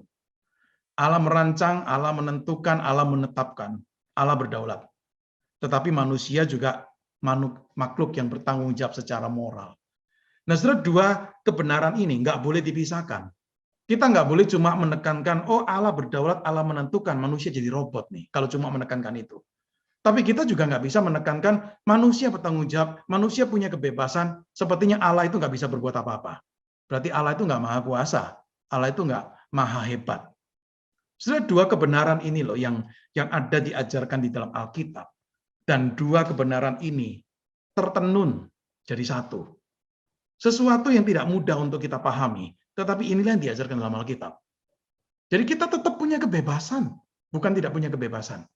Tetapi kebebasan kita itu bukan kebebasan yang tanpa batas, tanpa intervensi apapun. Tidak. Karena kebebasan kita sangat ditentukan oleh siapa kita, dan siapa kita itu dibentuk oleh Tuhan yang membentuk akan hidup kita. Saya ingin memberi dua contoh, saudara. Contoh pertama di Keluaran pasal 3, 21-22 dikatakan begini. Ya, Tuhan berkata kepada Musa, dan aku akan membuat orang Mesir bermurah hati terhadap bangsa ini. Sehingga apabila kamu pergi, kamu tidak pergi dengan tangan hampa. Tetapi tiap-tiap perempuan harus meminta dari tetangganya dan dari perempuan yang tinggal di rumahnya, barang-barang perak dan emas dan kain-kain yang akan kamu kenakan beranak-anakmu laki-laki dan perempuan, demikianlah kamu akan merampasi orang Mesir itu. Saudara perhatikan, Tuhan berkata begini, aku akan membuat orang Mesir bermurah hati terhadap bangsa ini. Jadi saudara, siapa yang membuat orang Mesir ini bermurah hati? Allah. Tetapi apakah orang Mesir ini bermurah hati karena terpaksa? Sudah tidak. Entah bagaimana saudara, mereka itu ketika tahu bangsa Israel itu akan meninggalkan Mesir, tidak sedikit dari mereka kemudian mau untuk men-sharingkan nih barang-barang perak mereka, emas mereka, kain mereka. Apakah dipaksa? Tidak. Jadi saudara, di sini kita melihat ya kompatibilisme ini. Di satu pihak Allah itu bertindak, membuat orang Mesir bermurah hati. Tetapi di pihak yang lain kita bisa mengatakan, orang-orang Mesir ini bertindak dalam kemurahan hatinya secara sukarela. Bukan karena paksaan. Mereka betul-betul melakukan karena mungkin kasihan melihat orang-orang Israel yang akan meninggalkan mereka, atau mungkin karena mereka sudah cukup kenal lama nih, akan berpisah. Maka kemudian mereka membagi harta mereka. Setelah kompatibilisme terlihat. Contoh yang kedua, kematian Tuhan kita, Tuhan Yesus. Dikatakan begini di Kisah Rasul 2:23. Dia yang diserahkan Allah menurut maksud dan rencananya. Siapa yang menyerahkan Yesus? Allah. Dalam maksud dan rencananya. Tapi dikatakan begini, telah kamu salibkan dan kamu bunuh oleh tangan bangsa-bangsa durhaka. Siapa yang melakukan ini? Siapa yang membunuh nih? Ada bangsa-bangsa durhaka itu. Sama seperti dikatakan di Kisah Rasul pasal 4, 27-28. Sebab sesungguhnya telah berkumpul di dalam kota ini Herodes dan Pontius Pilatus beserta bangsa-bangsa dan suku-suku bangsa Israel melawan Yesus, hambamu yang kudus yang engkau urapi, untuk melaksanakan segala sesuatu yang telah engkau tentukan dari semula oleh kuasa dan kehendakmu. Jadi saudara bisa melihat orang-orang ini berkumpul, mereka yang bertindak melawan Yesus. Tapi ketika mereka bertindak ya dengan kemauan mereka sendiri, dengan keinginan mereka sendiri, dengan dorongan mereka sendiri. Mereka ketika melakukan melawan Yesus, mereka sedang menggenapi segala sesuatu yang telah Allah tentukan dari semula. Setelah lihat kompatibilisme ini terlihat. Ya, ada tindakan, ada Allah dalam kedaulatannya, menetapkan, mengatur, mengambil keputusan. Tetapi ada tindakan-tindakan dari manusia yang menggenapi apa yang ditetapkan oleh Allah itu. Inilah kompatibilisme, saudara. Jadi apakah bertentangan dengan human freedom? Tidak. Freedom tetap ada. Kebebasan tetap ada dalam diri manusia. Tetapi itu bukan kebebasan yang tanpa intervensi apapun. Karena kebebasan kita ditentukan oleh siapa kita, dan siapa kita dipengaruhi oleh banyak faktor, termasuk dalamnya adalah faktor-faktor pembentukan dari Allah untuk kita. Yang kedua, saudara, permasalahan kedua yang saya ingin untuk kita lihat secara sekilas adalah begini. Kalau percaya pada God's decree ini, berarti itu mematahkan semangat untuk human good work. Berarti mengecilkan peran dari tindakan kebaikan manusia. Pertanyaan yang sering kali muncul begini, jikalau Allah telah memastikan apa yang akan terjadi, apa ada gunanya kita berusaha untuk menggenapkan kehendak-Nya? Apakah apa yang kita lakukan itu akan membuat pembedaan? Karena Allah sudah tetapkan sebelumnya kan. Ya. Allah sudah tetapkan sebelumnya dan akan terjadi. Tindakan kita apa ada artinya nih? Apakah akan berkontribusi ini?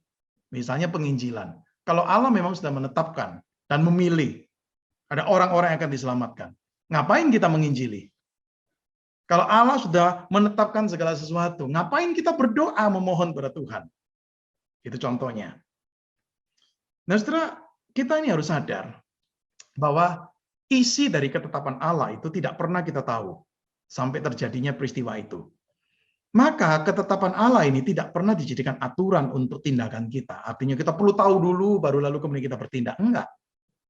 Saudara, aturan untuk tindakan kita itu sudah diberikan dalam kitab suci.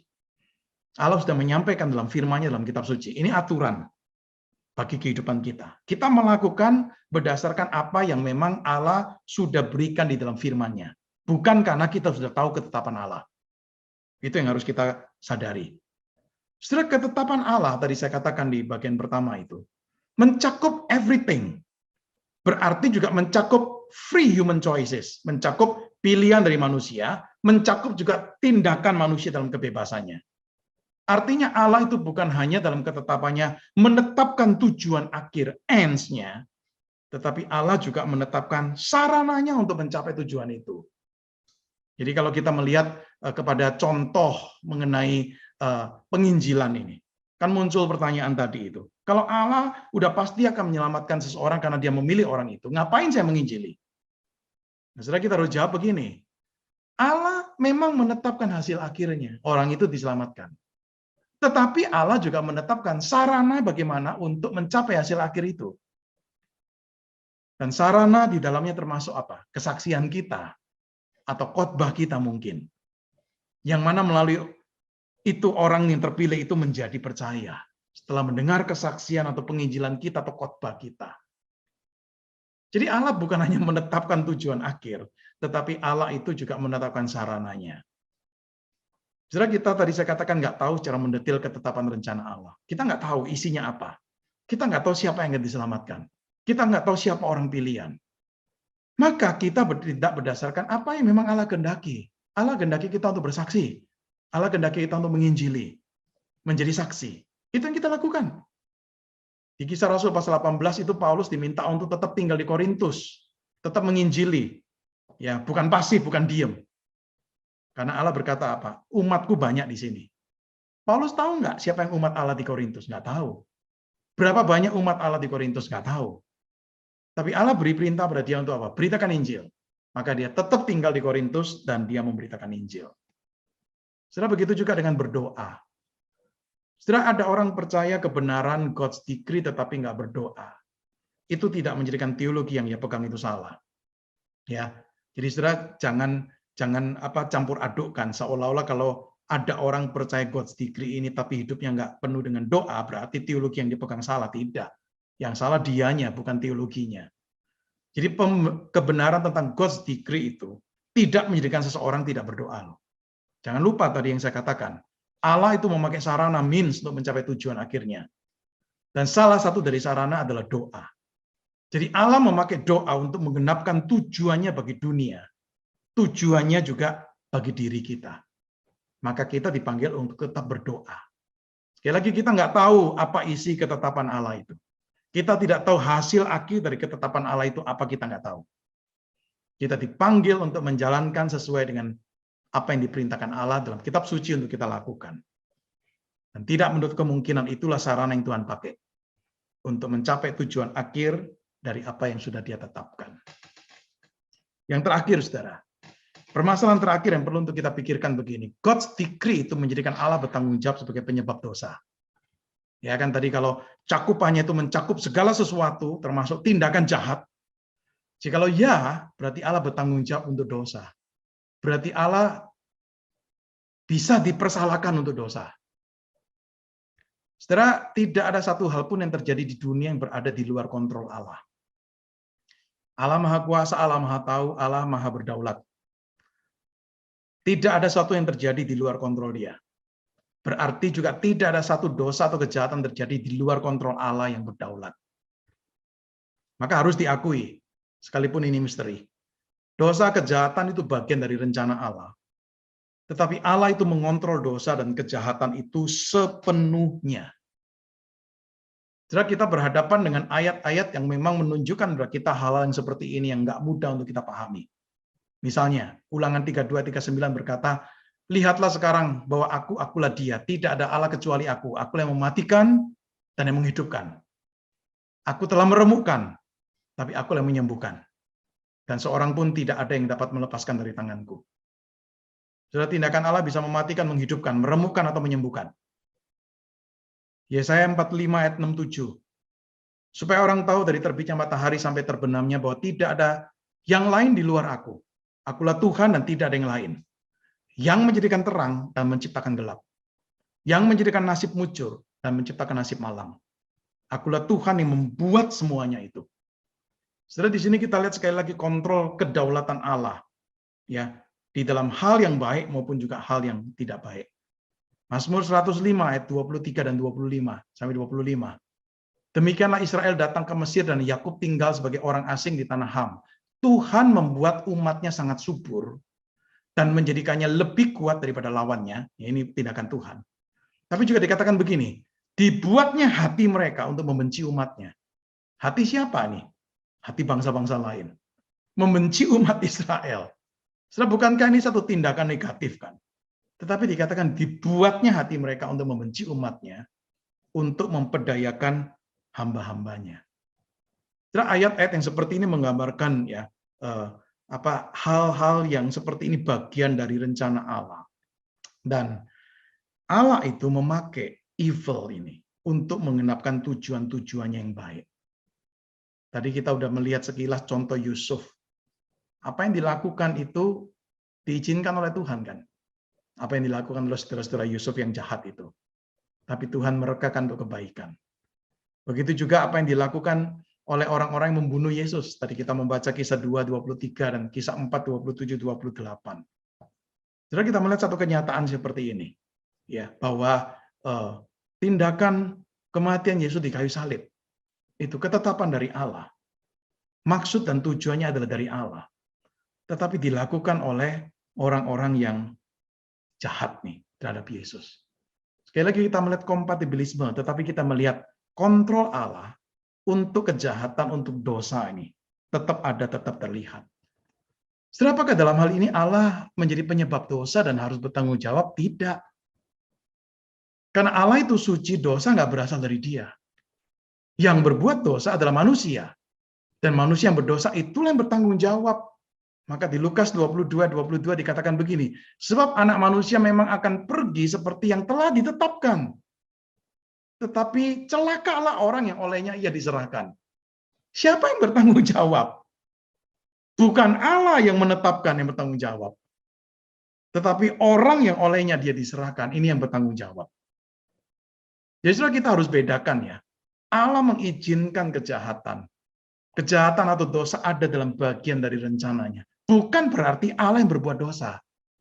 Bukan berarti Allah yang melaksanakan dosa itu. Maka Wayne Grudem berkata, Alkitab tidak pernah sedikit pun dimanapun menunjukkan Allah yang secara langsung melakukan apapun yang jahat itu. Tetapi Allah yang membawa tindakan jahat ini melalui apa? Melalui tindakan-tindakan dari makhluk-makhluk pribadi-pribadi bermoral. Yang melakukan itu dengan sukarela, willing, bukan terpaksa loh. Maka Alkitab tidak pernah menyalahkan Allah untuk kejahatan atau dosa. Alkitab tidak pernah menunjukkan Allah itu bersukacita dengan dosa. Alkitab tidak pernah memberi excuse untuk manusia itu dibebaskan dari dosa yang dia lakukan. Jadi saudara, kita jangan menghakimi apa yang Allah punya hak untuk lakukan atau tidak lakukan. Ya, kita jangan menghakimi Allah seolah-olah kita tuh lebih tahu daripada apa yang harusnya Allah lakukan. Kita dipanggil untuk mempercayai Allah, dan satu waktu kelak pada akhirnya kita percaya Dia akan menaklukkan, Dia akan menghancurkan dosa dan kejahatan secara sepenuhnya. Kita percaya Allah yang seperti itu. Setelah ini satu misteri bagi kita.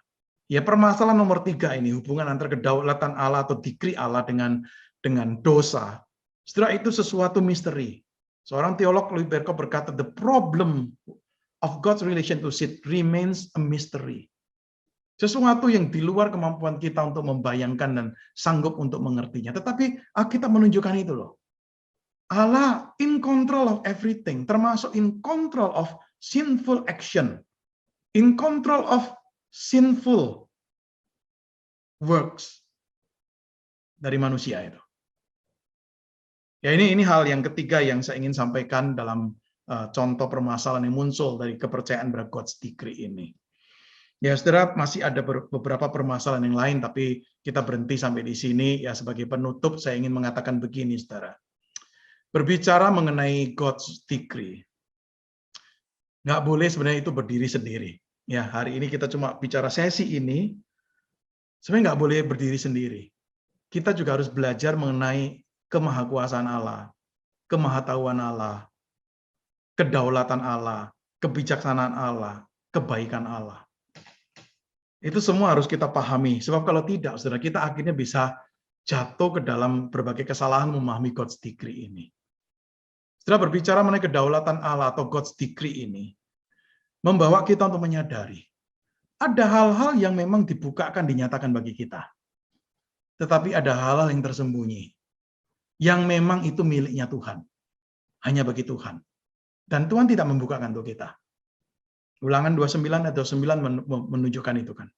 Ada yang dinyatakan, ayo kita pelajari. Tapi masih banyak hal yang tersembunyi yang kita nggak tahu. Maka kesimpulan kita berbicara mengenai God's decree, pada akhirnya membawa kita pada satu kesimpulan seperti yang dikatakan oleh Rasul Paulus. Oh, alangkah dalamnya kekayaan hikmat dan pengetahuan Allah. Sungguh tak terselidiki keputusan-keputusannya. Dan sungguh tak terselami jalan-jalannya. Sebab siapakah yang mengetahui pikiran Tuhan? Ataukah siapa yang pernah menjadi penasehatnya? Setelah pada akhirnya kita menyadari keterbatasan kita untuk mengetahui semua hal tentang God's decree. Tetapi sejauh apa yang Alkitab katakan, mari kita pelajari. Dan biarlah itu menjadi pegangan untuk kita menjalani hidup iman kita. Oke, thank you. Saya sampai di sini untuk sharing materi saya pada pembinaan kita malam ini. Ya, saya kembalikan kepada moderator.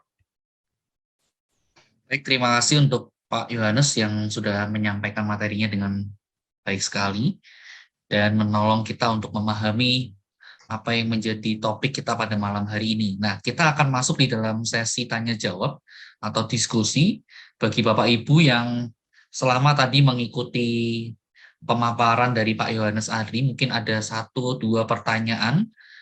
Rekan-rekan bisa menuliskan pertanyaan tersebut di kolom chat yang ada, yang tersedia di Zoom ini, atau jika ingin bertanya secara langsung bisa menampilkan atau ya menunjukkan reaction, ya raise hand. Kemudian saya akan persilahkan untuk rekan-rekan open mic dan bertanya secara langsung. Mari silakan jika ada dari antara kita yang hendak berdiskusi.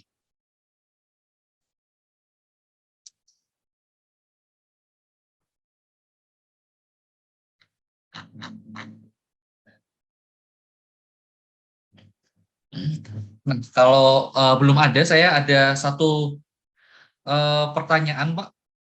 Ya. Ya, mungkin ini bisa sekali lagi untuk dijelaskan. Oh, sorry, sebelum saya mungkin ini Pak dari Bapak Tony Wijaya. Mari silahkan, boleh open mic. Ya, malam Pak. Ya, malam. Saya bertanya, mungkin rada melenceng, tapi saya tadi mendengarkan statement atau penjelasan Bapak itu kan Allah itu juga dibatasi karena Allah itu tidak mungkin berdosa atau berlawanan dengan naturnya. Betul ya Pak? Iya, artinya saya begini, Allah itu punya kebebasan kan? Ya. Tetapi kebebasan bagi Allah bukan artinya kebebasan untuk berbuat apapun tanpa batas. Karena Allah nggak mungkin bisa berbuat dosa kan? Karena Allah itu kudus. Itu yang saya maksud. Nah. Betul. Tetapi di dalam pemikiran saya begini sih, Allah tidak mungkin berbuat dosa. Saya sih sepakat itu. Tapi maksudnya kan ada kemungkinan berarti bahwa Allah misalnya nih dalam tanda kutip Allah berbuat dosanya seperti apa? Karena misalnya gini, bahkan mencabut nyawa sendiri kita sebagai manusia juga kita sudah dianggap berdosa. Itu kan bukan haknya kita. Tapi ketika Allah yang mengambil nyawa, memang jadi maksudnya memang kedaulatan Tuhan semata. Jadi semua hal itu kedaulatan Tuhan. Jadi saya tadi rada membayangkannya Allah yang misalnya tindakan Allah yang bisa berbuat dosa itu yang kayak apa? Jadi ke situ sih mungkin jadi raja melenceng dari topik sih, tapi sempat Allah berbohong, Allah berdusta itu dosa. Allah nggak mungkin berdusta, Allah nggak mungkin berbohong. Itu Pak, maksud saya itu salah satu contoh misalnya. Ya. Gitu. Jadi Allah berdusta atau berbohong nggak mungkin deh, nggak sesuai dengan naturnya dia. Jadi bicara tentang kebebasan Allah, itu tetap yang tadi saya katakan, ini saya pakai sebagai satu analogi ya.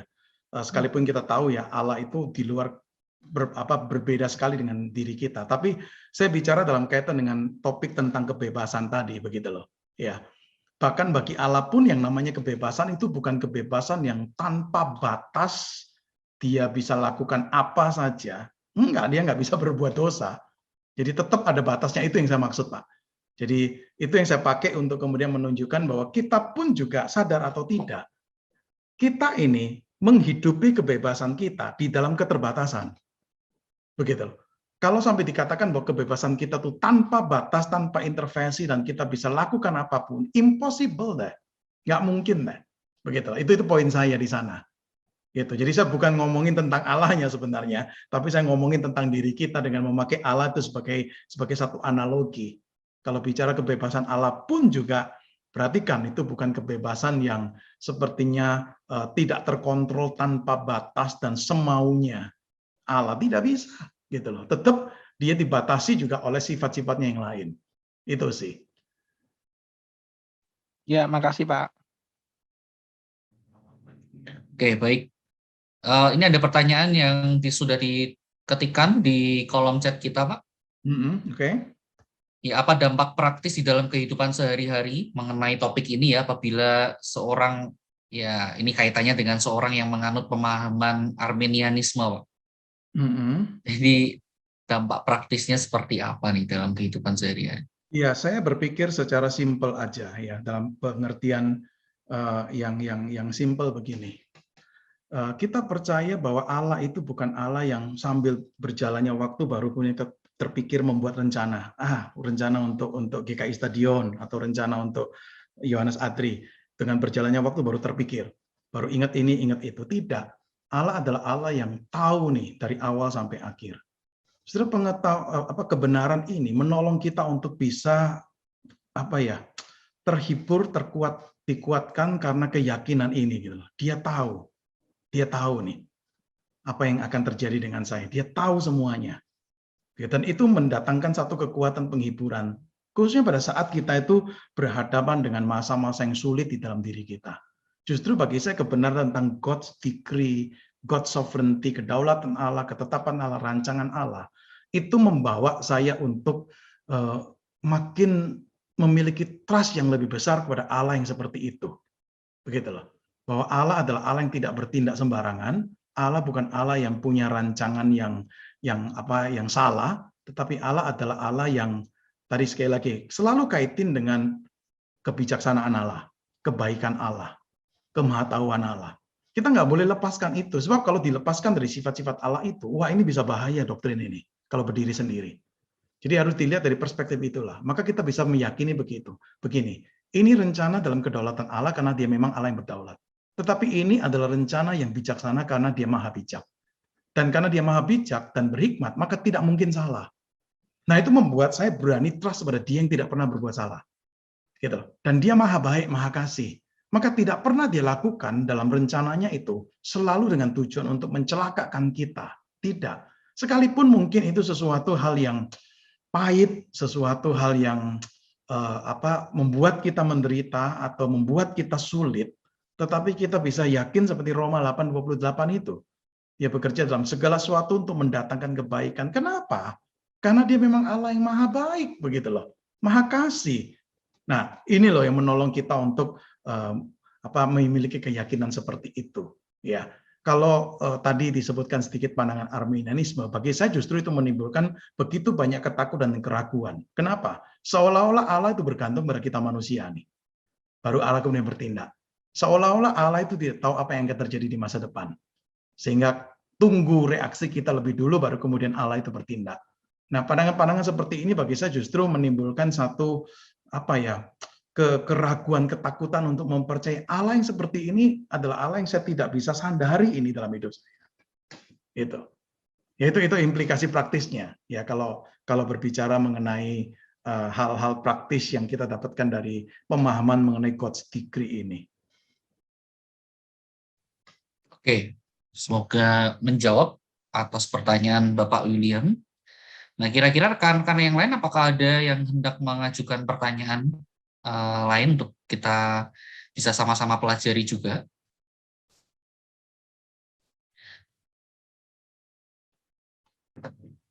Nah, kalau saya sih ada satu pertanyaan, Pak, yang sempat terpikir berkenaan dengan bagaimana di dalam relasi Allah Tritunggal itu sendiri berbicara tentang God's decree ini.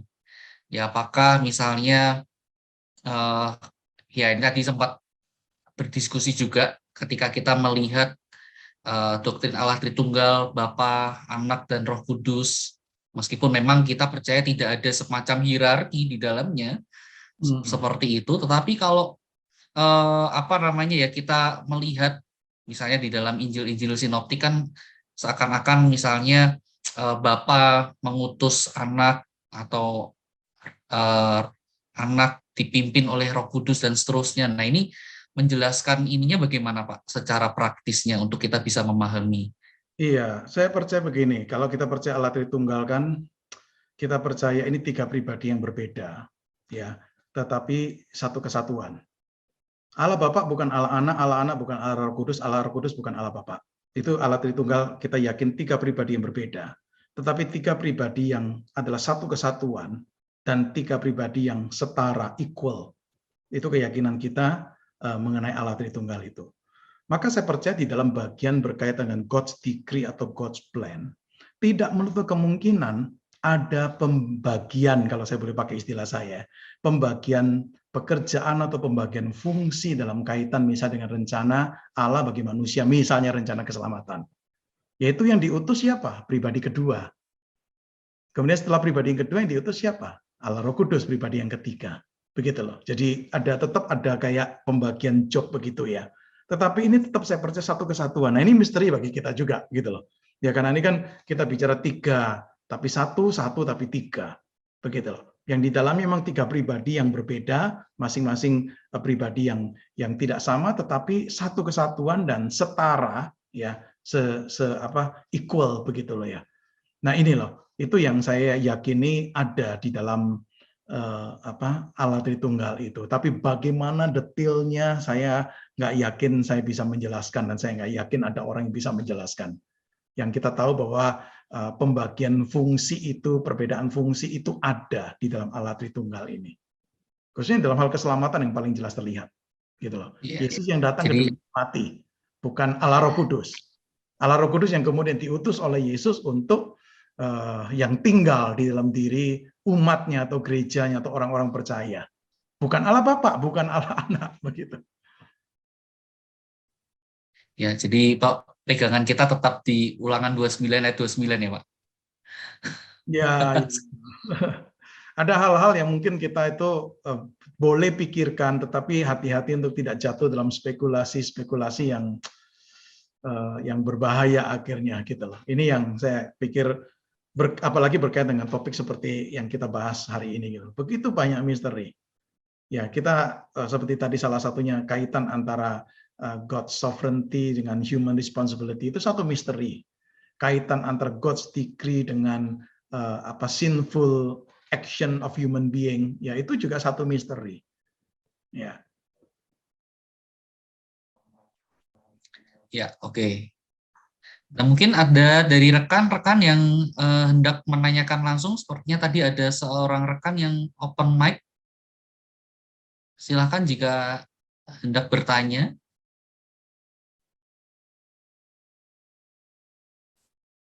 Oh ya, ini siapa ini yang resen? Siapakah yang resen?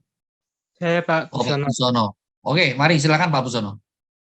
Ya Pak, saya mau tanya ini sehubungan dengan Allah yang menetapkan dari kekekalan, dihubungkan dengan waktu di kisahnya Ayub itu Pak. Seolah-olah kan Allah itu menetapkan tidak dalam kekekalan, tapi seolah-olah ketika iblis datang menceritakan tentang Ayub, terus Allah kan merencanakan, ya kamu boleh melakukan sesuatu asal jangan ini. Dan itu kan 2 kali, Pak. Dan setelah itu kan kejadian di Ayub mengalami kisah yang seperti yang diinginkan oleh si iblis. Mm-mm. Kan seolah-olah kan berarti kan tidak dalam kekekalan Allah itu menetapkan segala sesuatunya. Eh, kalau saya melihatnya bukan seperti itu. Kalau saya melihatnya dari keyakinan bahwa God's plan itu atau God's decree itu karakteristiknya ada kekekalan, berarti di dalam kekekalan Allah sudah punya rencana untuk Ayub. Yang kemudian terwujud nyata di dalam sejarah, dalam kehidupan Ayub, dan itu kemudian digambarkan dengan peristiwa yang tercatat di Ayub 1 tadi, sepertinya ada setan yang datang mendekati Allah, kemudian minta izin atau minta permission untuk kemudian melukai atau mendatangkan hal yang tidak baik bagi Ayub, membuat Ayub menderita dan sebagainya. Itu adalah perwujudan di dalam sejarah, begitu loh. Baik dalam kehidupan Ayub maupun kemudian dilihat dari perspektif rohani, dari perspektif dunia rohani, begitu loh. Jadi apa yang terjadi dengan Ayub ini ada perspektif paralel di dunia rohani. Tetapi dua-duanya adalah perwujudan dari apa yang sudah merupakan rancangan atau planning dari Allah untuk Ayub, begitu. Jadi jangan membaca Ayub pasal 1 itu sebagai apakah itu kekekalan atau kemudian ini bukan dalam kekekalan, tidak. Kalau saya tetap meyakini bahwa rencana Allah atau rancangan Allah atau ketetapan Allah untuk Ayub sudah ada dalam kekekalan, terwujud nyata waktu Ayub mengalami itu, dan itu diparalelkan dengan peristiwa dilihat dari dunia rohaninya yang digambarkan di pasal 1 itu, sebenarnya setan yang minta permission dari Allah dan Allah izinkan, begitu. Saya melihatnya begitu, Pak. Jadi bukan berkontradiksi dengan apa yang tadi saya katakan, itu tidak bersifat dalam kekekalan, tidak. Justru ada dalam kekekalan tapi terwujud nyata waktu masanya Ayub itu. Gitu. Jadi bacalah kejadian Ayub pasal 1, pasal 2 itu sebagai dua peristiwa paralel. Ya, dalam arti ini dialami oleh Ayub dilihat dari perspektif surgawi atau perspektif rohani, itu jelas sekali bahwa ada izin dari Allah ya untuk setan itu melakukan atau membawa penderitaan itu untuk Ayub. Saya melihatnya begitu.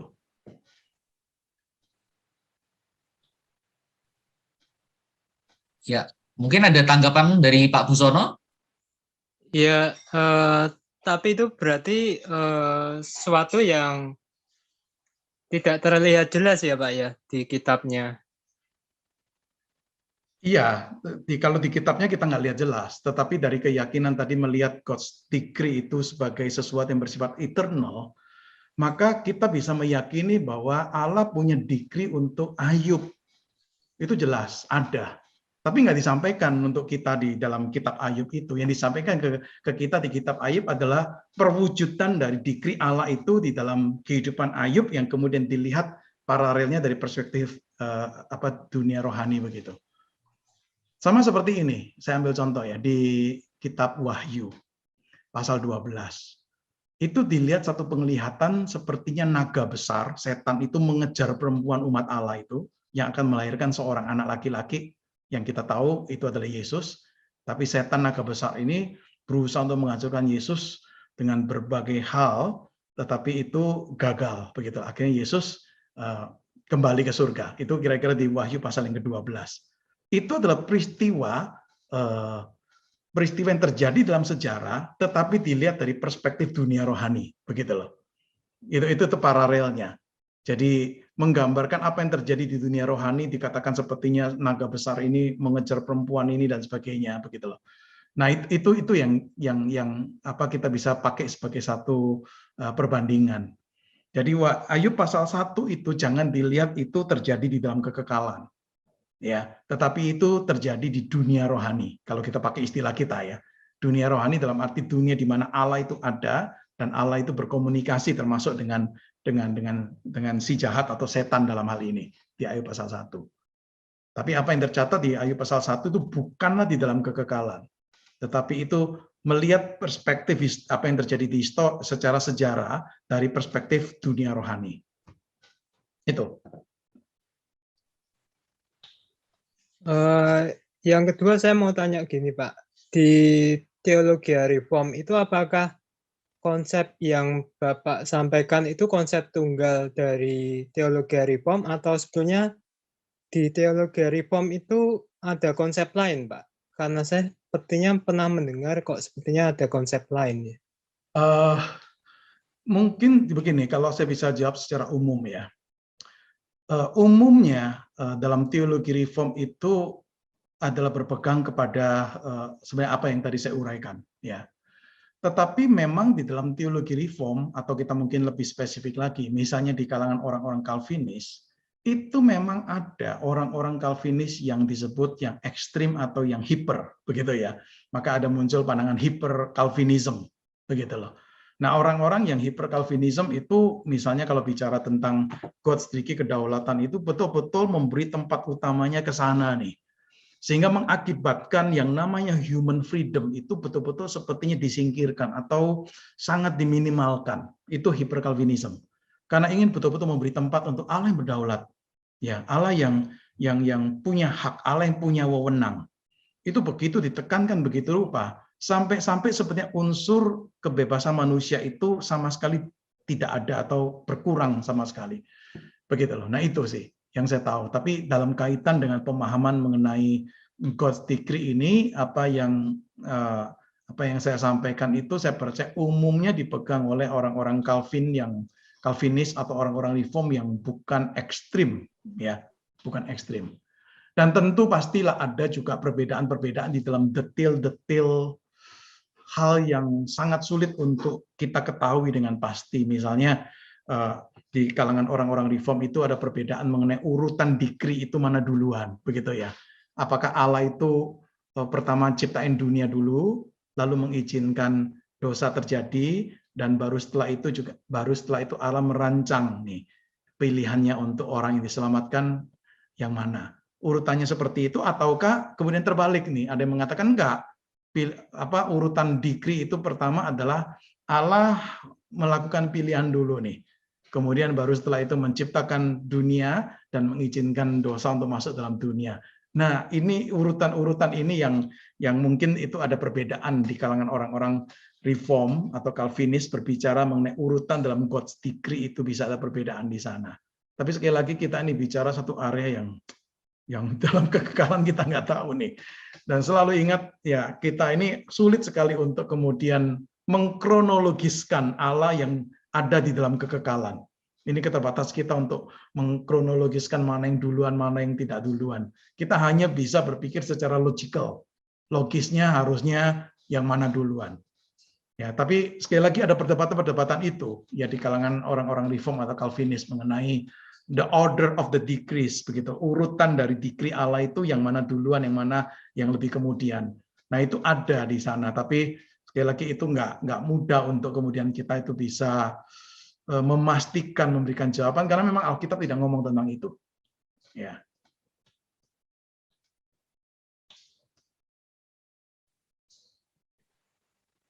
Ya, bagaimana Pak Busono? Yang ketiga boleh ya Pak, Oh. yang ketiga ya Pak. Ya. Oh, silakan. Secara praktikal apakah Allah itu decree of God itu termasuk menentukan dalam hal yang sangat detail gitu Pak? Bahkan, ya silakan Pak. Ya, sorry, boleh lanjutkan lebih ini? Ya misalnya apakah dalam hal praktikal itu kan misalnya apa yang kita pakai bahkan sudah ditentukan oleh Allah. Misalnya seperti itu Pak. Iya, ya dalam pengertian kalau kita percaya bahwa Allah itu adalah Allah yang Maha Tahu dan ketetapannya itu mencakup all things, maka berarti tercakup di dalamnya ya hal-hal itu. Tetapi itu sesuatu yang kemudian sudah berjalan di dalam kehidupan kita dengan kebebasan kita sehingga kita nggak menyadari itu, begitu loh. Ya kan, itu pilihan dari kita kan, betul kan? Pilihan dari kita nih hari ini mau pakai baju yang mana itu pilihan dari kita. Tapi sadar atau tidak, setelah pilihan dari kita itu bukan sekedar pilihan murni dari kita nih.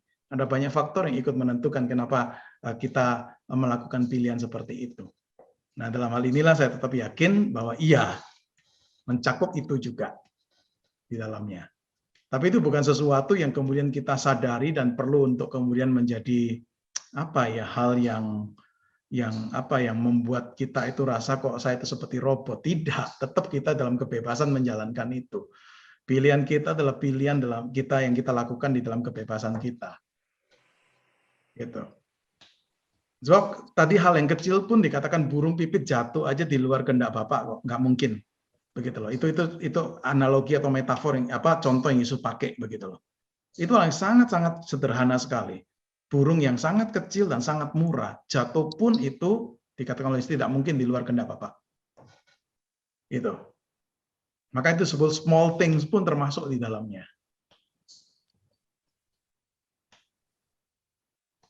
Ya, tentu sudah bisa menjawab pertanyaan dari Pak Busono ya. Nah, ini pertanyaan terakhir Pak untuk sesi kita malam ini, langsung chat pribadi ke saya. Tadi menyinggung tentang Arminianisme ya. Nah, pertanyaannya berbunyi ke demikian. Apakah jika demikian ya pengertian tentang Arminianisme itu ya, maka kita bisa melihat atau ya memasukkan bahwa Arminianisme itu termasuk salah satu ajaran yang keliru karena mungkin dikatakan fondasi teologinya itu semi Pelagian gitu Pak. Ya, keliru dalam hal itu iya, setuju. Tetapi saya nggak akan mengatakan Arminianisme itu adalah sesat. Tidak. Begitu loh. Ya, dalam banyak hal Arminianisme sepaham dengan Calvinisme dalam banyak hal. Ya, dalam hal-hal tertentu seperti masalah God sovereignty dan human responsibility mungkin bisa berbeda. Begitu loh. Jadi kalau mau mengatakan bahwa dalam hal aspek tertentu, misalnya tadi bicara tentang freedom, begitu loh ya. Libertarian freedom itu dipegang memang oleh orang-orang Arminian, begitu loh. Ya, pemahaman seperti itu pemahaman yang keliru bagi saya. Jadi bicara tentang freedom harusnya tidak dipahami yang seperti itu. Dari aspek ini saya berani mengatakan itu sesuatu yang bersifat keliru. Tapi saya tidak akan menyebut Arminianisme sebagai bidat. Jangan lain sekali gitu loh. Karena kalau bidat kita tahu ya, hal-hal yang sangat mendasar dalam doktrin iman kita itu ditentang atau diselewengkan. Misalnya Yesus bukan anak Allah, Yesus bukan Allah. Ya, nah, seperti itu sih kita berani mengatakan bahwa itu bidat, itu sesat begitu ya. Nah, itu bukan ajaran yang sehat, tetapi untuk Arminianisme saya tidak mengatakan seperti itu, tapi menyoroti beberapa aspek pengajaran yang keliru, yang tidak tepat. Ya, harusnya memang lebih ke arah yang seperti yang dipahami dalam kompatibilisme tadi itu loh. Ya, karena dua unsur ini selalu ada. Sebab kalau begitu kita menyangkali salah satu baik God sovereignty atau God's decree dan human freedom, kita melawan Alkitab. Ya, karena Alkitab paparkan dua-dua ini. Ya, tadi pagi saya membaca di Yesaya pasal 44 tentang Raja Kores. Ya, Raja Kores ini kita tahulah, bukan raja bangsa Israel. Ini raja bangsa kafir kalau boleh sebut seperti itu. Ya, raja yang punya ambisinya sendiri. Raja yang punya kehendaknya sendiri. Raja yang punya kemauannya sendiri. Ketika dia maju berperang menaklukkan bangsa itu tentu berdasarkan rancangannya sendiri. Tetapi di Yesaya 44 dan 45, Tuhan mengatakan Kores itu adalah alat di tangan dia. Itu seperti gembala yang dia pakai, begitu loh. Itu. Jadi itu menunjukkan dengan jelas sekali apa yang tadi saya sebut sebagai kompatibilisme ini. Satu pihak Allah yang memakai ini, orang seperti Kores ini. Tapi pihak yang lain, Kores itu punya kebebasannya di dalam menjalankan ambisinya, ya, meluaskan kerajaannya, ataupun planning rencana yang lain. Itu murni memang adalah sesuatu yang dipunyai oleh Raja Kores ini. Nah, di sini saya lihat dua hal ini terlihat nyata. Jadi kita nggak boleh menyangkali, tapi keduanya tertenun. Maka saya setuju sekali kompatibilisme ini adalah pemahaman yang baik sekali untuk melihat tension antara kedaulatan Allah dan kebebasan manusia atau tanggung jawab manusia ini. Oke, baik Pak. Terima kasih untuk penjelasannya. Nah, jika rekan-rekan tidak ada yang ingin ditanyakan kembali, maka kita akan segera menutup pembinaan iman kita pada malam hari ini. Saya mewakili segenap keluarga besar GKI Stadion mengucapkan terima kasih untuk pelayanan Bapak pada malam hari ini yang boleh menolong kita memahami topik tentang ketetapan Allah ini. Ya, kita bersyukur malam ini kita boleh belajar dipandu oleh Pak Yohanes, dan kiranya Tuhan yang juga terus memimpin pelayanan Bapak di waktu-waktu yang mendatang. Kiranya nama Tuhan juga dipermuliakan melalui pelayanan Bapak. Terima kasih untuk malam ini, Pak. Ya, sama-sama. Terima kasih sekali lagi untuk Bapak Ibu yang boleh mengikuti pembinaan iman pada malam hari ini. Kita akan mengakhiri pertemuan kita malam hari ini. Bolehkah mohon kesediaan Pendeta Ponco untuk menutup kita di dalam doa? Baik, mari kita berdoa. Sungguh kami bersyukur ya Tuhan karena kami boleh mengenal Tuhan yang ajaib, Tuhan yang begitu besar, yang mengontrol segala sesuatu untuk tujuan kemuliaan Tuhan sendiri. Dan kami boleh mengenal Tuhan sedemikian rupa, bahkan kami boleh mendapatkan kepastian keselamatan di dalam Yesus. Sungguh menjadi sebuah syukur yang dalam dari hati kami. Kalau kami boleh ada sebagaimana kami ada saat ini, kami boleh kenal Tuhan, kami bahkan boleh melayani Tuhan, sungguh semua di dalam rancangan Tuhan yang terbaik untuk kami masuk di dalam rencana itu. Terima kasih untuk Pak Yohanes Adri yang sudah menjelaskan dengan begitu dalamnya, tetapi dengan bahasa yang sederhana, sesuatu yang menjadi diskusi para teolog, tetapi kami dibuat mengerti oleh hamba-Mu yang menyampaikan dengan simpel dan contoh-contoh konkretnya. Terima kasih Tuhan. Kami mengucap syukur kalau malam ini kami boleh mendengar pemaparannya dan kami meyakini semua juga di dalam rancangan Tuhan untuk pertumbuhan iman kami, pengenalan kami akan Tuhan, dan akan hidup yang terus boleh dipimpin untuk memuliakan Tuhan. Terima kasih, berkati Pak Yohanes di dalam pelayanannya bersama dengan keluarga, dan juga berkati kami semua jemaat yang mendengar, menyimak semua materi yang sudah disampaikan. Segala puji dan hormat kepada Tuhan, sebab dari Tuhan segala sesuatu, oleh Tuhan dan kepada Tuhan, dan segala kemuliaan bagi Tuhan, Allah yang kami kenal dan kami sembah di dalam Tuhan Yesus Kristus. Inilah doa kami Tuhan, kami berdoa dan mengucap syukur di dalam nama Tuhan Yesus Kristus. Amin. Terima kasih Pak Terima kasih, Pak. Ya, sama-sama Pak Wanco. Ya, selamat malam Bapak Ibu. Sampai jumpa lagi di pembinaan iman online yang berikutnya.